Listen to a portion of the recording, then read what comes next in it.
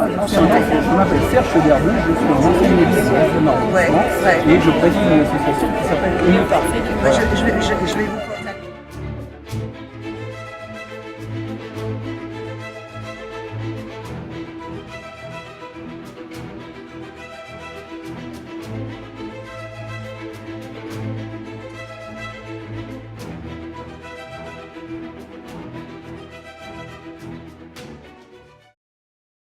Clément, qui a frappé dans le deuil personnel, m'a demandé de dire quelques mots en tant qu'ancien élu parisien, parce que malgré tout, les élus et les hommes politiques sont rares aujourd'hui à prendre la défense de la vérité et la défense du bilan et de ce qu'est Donald Trump et de ce qu'il représente, alors que là, il est conspué quotidiennement par les médias et par la plupart des classes politiques.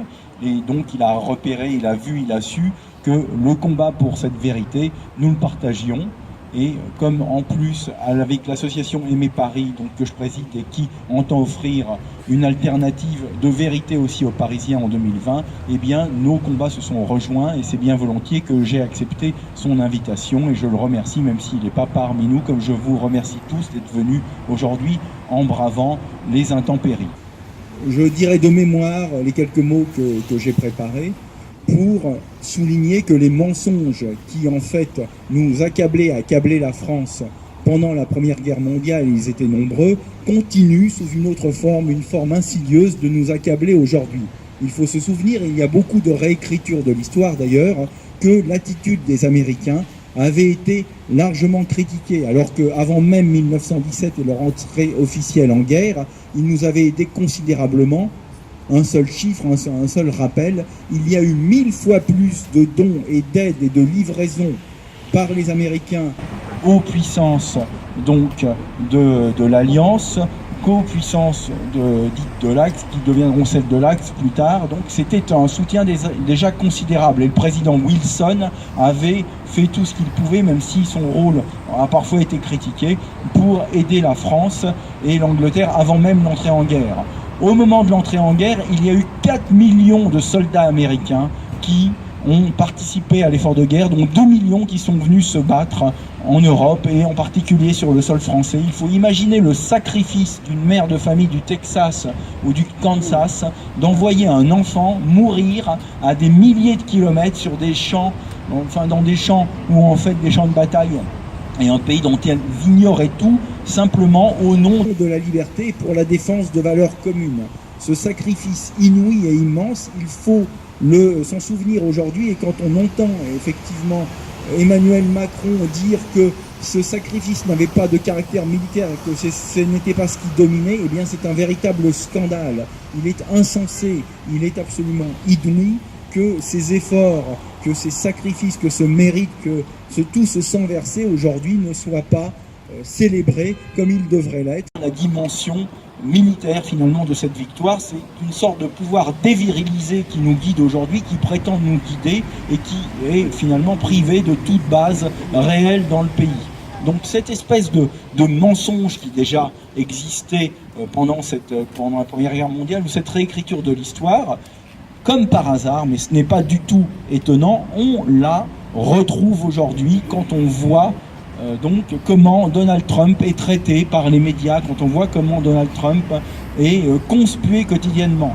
Donald Trump a une qualité essentielle qu'on retrouve chez les Américains, c'est une capacité d'encaisse phénoménale. Je me demande parfois comment il fait pour se réveiller le matin et supporter jusqu'au soir, mais le tombereau d'injures, le fait qu'on le traite de nazi, de raciste, de fasciste, enfin tout y passe quotidiennement, sa vie privée, sa vie publique. Bon, c'est un homme qui a une capacité de résistance énorme, la même capacité de résistance que nos poilus ou que les combattants américains entre 1917 et 1918, quand dans l'offensive sur l'Argonne, ils ont emporté la vraie victoire, la victoire finale, il ne faut jamais l'oublier, a été emportée grâce aux Américains. D'ailleurs, le général Pétain, avant qu'il n'utilise de manière funeste la gloire qu'il en avait tirée, avait pris ses fonctions de général en chef en disant « J'attends les Américains et les chars ». Les Américains et les chars, il ne faut pas l'oublier. Donc, tout ça, et c'est un prix considérable qui a été payé. Eh bien, cette capacité d'encaisse, Donald Trump. Cette capacité d'encaisse, il l'a face aux périls qui menacent son pays. L'immigration sournoise qui prend des formes, il faut dire les choses comme elles sont, même si ça fait mal aux oreilles des bien-pensants, des formes d'invasion latente et larvée. Il a du courage pour défendre les industries et les emplois des Américains comme on devrait l'avoir nous et comme on ne le fait pas, parce que toutes les qualités de Donald Trump pour défendre l'emploi, les ouvriers américains, pour défendre ses frontières, pour défendre sa société ou la famille américaine, eh bien ce sont précisément les qualités que n'ont pas nos dirigeants aujourd'hui. Et c'est en cela, pour cela qu'ils le haïssent, pour cela qu'ils le détestent, pour cela qu'ils le critiquent.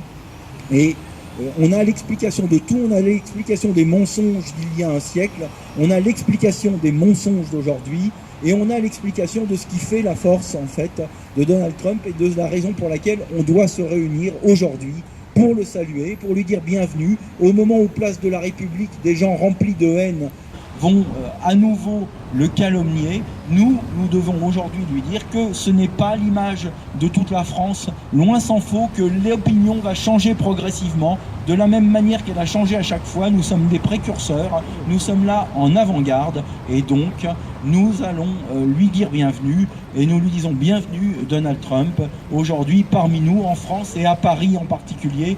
Paris qui se souvient avant toutes les autres villes de France, parce qu'elle a beaucoup souffert de ces combats aussi.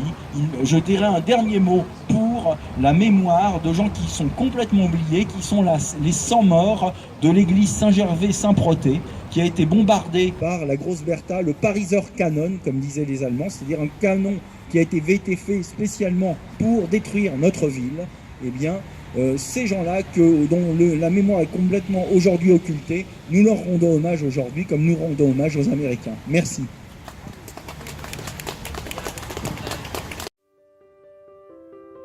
Bonjour, Serge Federbusch, je suis le fondateur de l'association Aimer Paris. Aimer Paris a pour objectif de retrouver le dynamisme de notre ville et d'améliorer la qualité de vie des Parisiens. Elle rassemble toutes les bonnes volontés, soucieuse de rompre avec 20 ans de mauvaise gestion et d'améliorer la qualité de vie dans notre capitale. Aimer Paris est une association 100% libre. Elle ouvre tous les débats utiles et formule des propositions sans tabou ni totem.